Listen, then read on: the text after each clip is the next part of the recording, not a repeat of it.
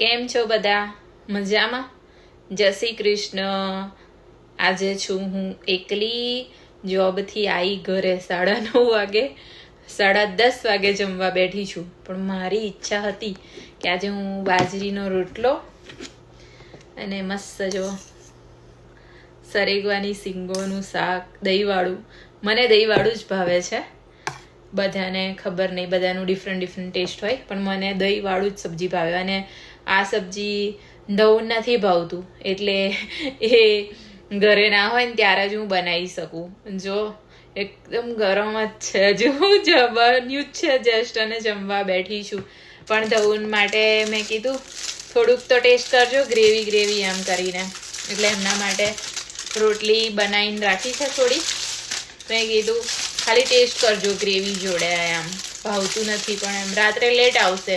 હવે ખાઈ છે કે નહીં ખબર નહીં, જોઈએ. કોણ કોણ મારા જેવું છે એ કોમેન્ટમાં કહેજો મને. ચલો, જેને સરસ મજાનું સબ્જી અને રોટલો ખાવો હોય એ આવી જજો કેનેડા.